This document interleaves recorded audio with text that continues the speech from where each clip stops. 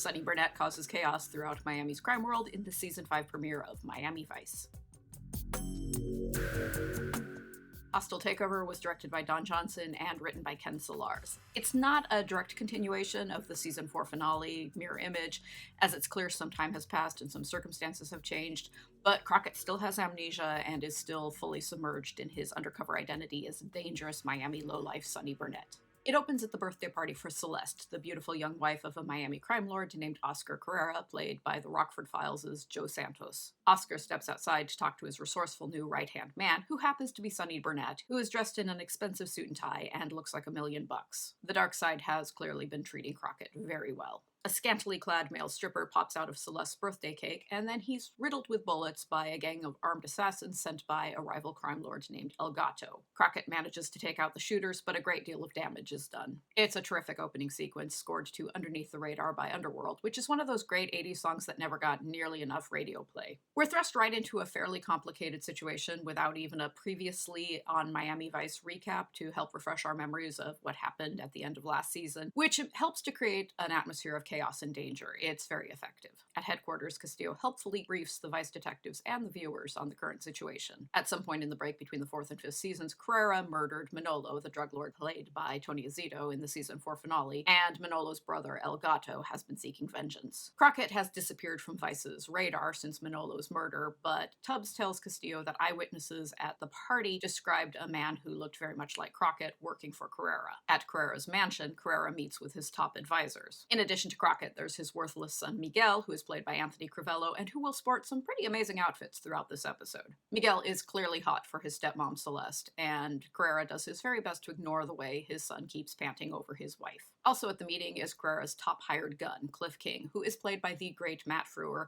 who has one of the most iconic faces in 80s pop culture. His most famous role is as New Coke pitchman, talk show host, and star of his own cyberpunk dystopian network television show, Max Headroom. Miguel is itching for violent revenge against El Gato, but Carrera wants to take things slowly. Crockett secretly meets with Miguel and slyly lets him know he can help him find vengeance. Cliff observes this and realizes that Crockett is creating trouble by pitting father and son against each other. Cliff firmly supports this, and he and Crockett form a tentative alliance. Miguel takes Crockett up on his offer, so Crockett assassinates one of El Gato's gunmen, who is also El Gato's lover. This all takes place in a sauna, while the gunman is in the middle of putting the moves on a hot naked young thing. Miami Vice is getting sleazier in its final season, and I am here for it. El Gato throws himself on the corpse of his slain lover and swears vengeance on Carrera. El Gato is played in a scenery-devouring performance by beloved character actor Jon Polito of Miller's Crossing and Barton Fink and a ton of other films. Back at Carrera's mansion, Carrera and his son Miguel continue to squabble, and Miguel continues to be distracted by Celeste. Celeste, by the way, is played by Debra Feuer, who was married to Mickey Rourke at this time. Feuer has appeared in a lot of small roles, but her career never really took off, which is surprising. Celeste is a big, juicy part, and she makes the most of it. Cliff and Crockett, meanwhile, observe the interactions of Carrera, Miguel, and Celeste with growing amusement. Crockett accompanies Carrera on a meeting with a new potential business partner, who happens to be Tubbs, in his undercover persona as Rico Cooper. Tubbs is shocked to find himself face-to-face with his murderous former partner/best friend, but Crockett doesn't recognize him. Tubbs gets a chance to talk to Crockett alone, and he gently presses him about his past, which briefly triggers fleeting memories for Crockett. Later, Crockett encourages Miguel to act on his passion for Celeste, and Celeste and Miguel drunkenly dance by the pool to Walk and Talk Like Angels by Tony Childs. Crockett lies on the beach and begins to flash back to his relationship with Tubbs. He's interrupted by Celeste, who cuddles with him because Crockett is boinking Celeste and has recruited her to help him pit Miguel and Carrera against each other. Celeste, who is nobody's fool, is deeply in love with Crockett, but worries, with cause, that she's going to get burned by this relationship.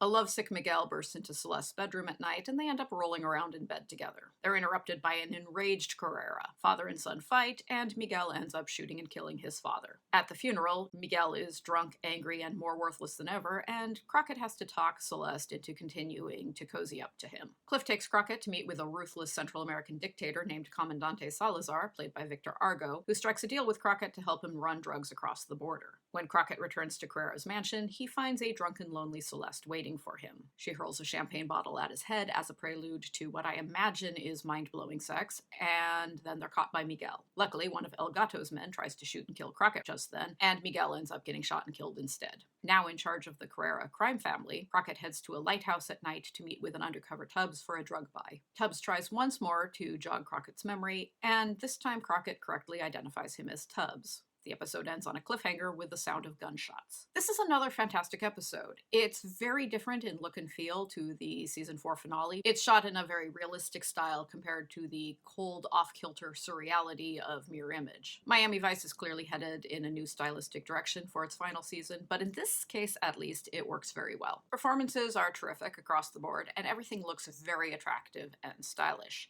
Where this episode really shines, however, is the script. There are a lot of sophisticated and subtle dynamics at play between the characters. We're introduced to the Carrera family, and early on we discover that Miguel is in love with his stepmother Celeste, and that his father is doing his best to ignore that for the sake of peace in the family. We find that Celeste is deeply in love with Crockett, but is worried that he'll end up destroying her. And we find that Cliff King is both aware of and highly entertained by Crockett's maneuvering of the various members of the Carrera family, and is wondering how he can turn this to his advantage. That's a lot going on, particularly for a bunch of characters we just met this episode, and yet all that information is conveyed very clearly and elegantly. Just a great job with the script. As with last episode, I am giving this the full 5 flamingos.